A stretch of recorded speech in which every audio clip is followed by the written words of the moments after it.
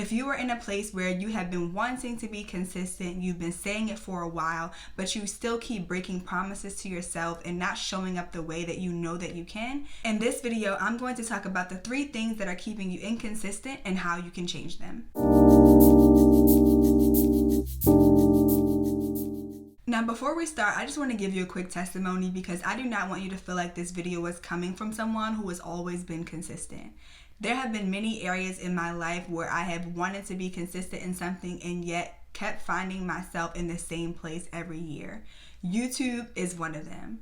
When I first started YouTube, I would post here and there, just kind of whenever I could, and I would get really frustrated at the same time because my channel was not growing. And I remember there were times where I posted videos and they would get little to no views, and because I got discouraged and because I started comparing myself to other people, I would just say, you know what, forget it. And then I would pick it up a few months later and just kind of start doing what I was doing before, and then as soon as I would get discouraged because things weren't moving fast enough, I would stop again.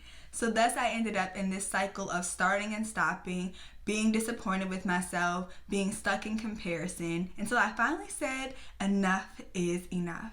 I am going to become the kind of person that is committed to their goals. I am going to believe that I can do it. It can happen for me. And I'm going to believe that where I was does not have to be where I've always been. And so if you're in that place, we're going to talk about the 3 things that were keeping me stuck and probably you from being consistent. The first reason why you're struggling to be consistent is because you lack direction or vision.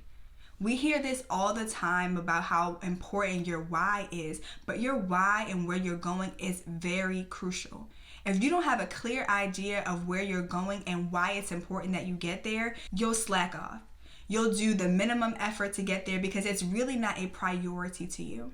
Now for me, I'm a believer, so a lot of the vision and direction that I have comes from God. And so I remember even when it came to the YouTube channel, I knew that I was called to YouTube, but I didn't have a full understanding of why He was calling me to YouTube and the magnitude and the importance, right? And sometimes when you don't understand the importance of something, like I said, you can slack off, you feel like you can put it to the back burner, and next thing you know, it's been years since you have actually made any progress. And so for me, I just said, okay, if I'm going to really be consistent on YouTube, I have to figure out why I'm here. For me, it wasn't just enough to know that I was called, but I needed to know why. And so as I began to go into prayer, God began to reveal to me that particularly on YouTube in the life coaching space, there are a lot of people that are rooted in new age things, and they are leading people who genuinely want to improve their lives and become the best version of themselves. They're leading them into dangerous witchcraft practices without even knowing it. And so for me, as someone, like I said, who lives to serve the Lord and wants God to be glorified, I cannot stand when people are being deceived. And so for me, I knew that God was raising up Christian people to begin to take influence over this space and draw people back to Christ, because I believe the most productive thing that you can do with your life is serve the Lord. That's why you were created. And so once I had a clear understanding of that vision and why I was being called, I began to be more serious about putting the plans and steps necessary to get there.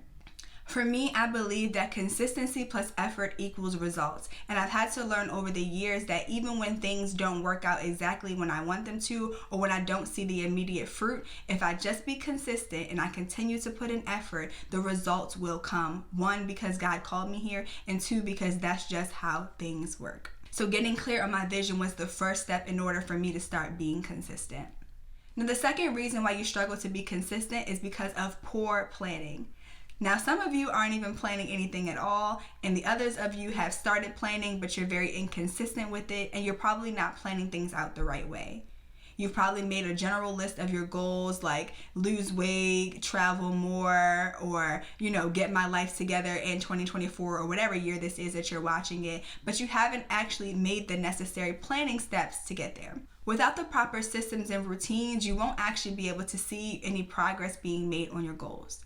Systems and routines are the things that you put in place that hold you accountable. They are the roadmap that show you how to get from point A to B and really help you to establish that foundation of consistency. Now, once I go through the steps about how to be more consistent, I'll talk in more detail about what it looks like to plan properly. And I even include a free template that I've been using that has been instrumental in helping me to be consistent in all areas of my life. Now, the third reason why you struggle to be consistent is because you have no identity attachment to your goals. What do I mean by this?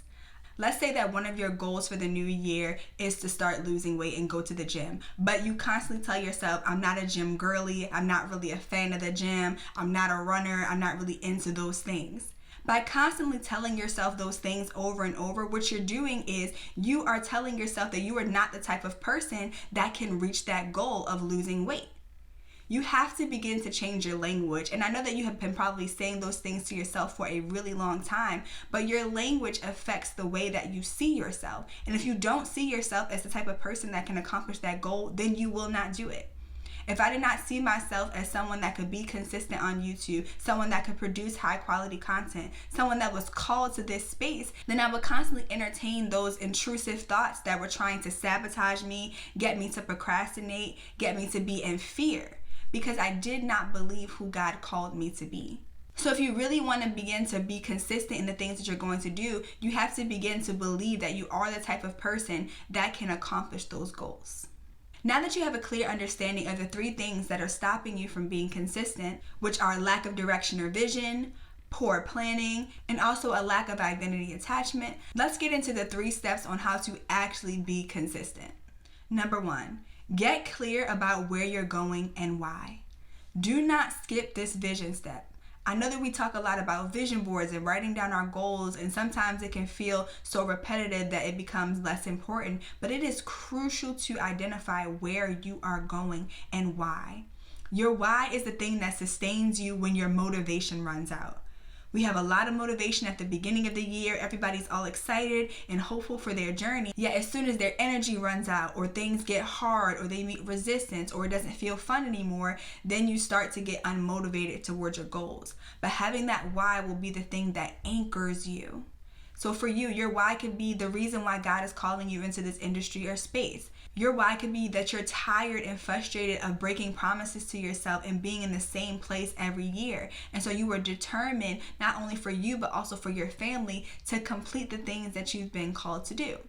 Whatever your why is, get clear about it and write it down. The goals that you have should be in alignment with what it is that God is calling you to do in your life. And so you need the direction of the Holy Spirit to help you to understand the magnitude of what it is. A lot of times we discount the vision and the why because we think that, the things that God has placed in our hands are insignificant because they're in seed form. But every seed that God gives you is a solution to a problem in the earth. And you have to start treating it with more urgency.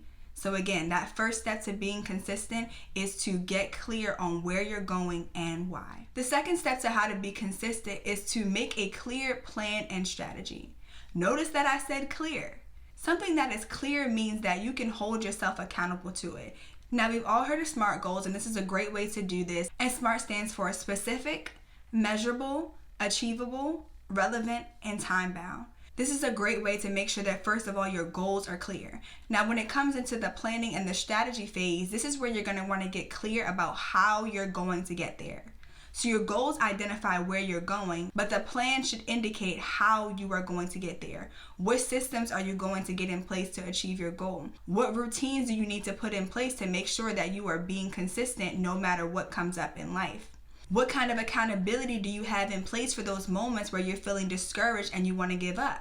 This is a great reason why life coaching works so well, is because you constantly have someone in your corner that is holding you accountable for those moments where you are going to meet resistance. You can almost bet that when you begin to get clear on your goals instead of plan and strategy, that resistance is going to come. And that's not the time to get discouraged. It's the time to lock in and press in. So that is what it looks like in that planning stage. And this is something that I specifically help a lot of women to do, is to establish those systems and routines so that they can actually make progress in their goals. And if that's something that you need help with, you can click the link in the description box to learn how to work with me. And I also mentioned a little bit earlier in the video that I have a free template called the Ideal Weekly Plan Template. And this is where you can get a glimpse of kind of what your week looks like and where you have room to start working on your goals.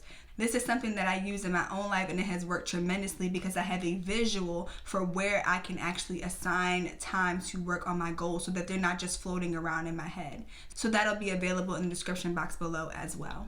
But again, the second step in becoming consistent is to make a clear plan and strategy. How are you going to get where you want to go? Now, the third way to become consistent is to become the person that accomplishes those goals. So again, it's not enough to just make the goals to figure out how you're going to get there. You need to start changing your language to align with where you're going. If you want to lose weight and be consistent in the gym, stop telling yourself that you're not a gym person or you're not a morning person or you don't have time for this. You need to change your language. Ask yourself, what would someone who is consistent in the gym sound like? What kind of systems and routines do they have in place? How do they think?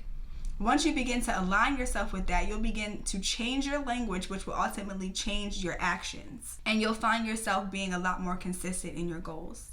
If you're looking to establish a clear morning routine and you keep telling yourself, I'm not a morning person, I struggle to get out of bed, I hate waking up early, right? Waking up early is not for me. Then you're never going to be consistent in your goals. But you need to start thinking about what type of person wakes up early in the morning. What do they say? What kind of systems and routines do they have in place? What does their life look like? What does the Word of God say about people that wake up early, people that set systems and routines for their day?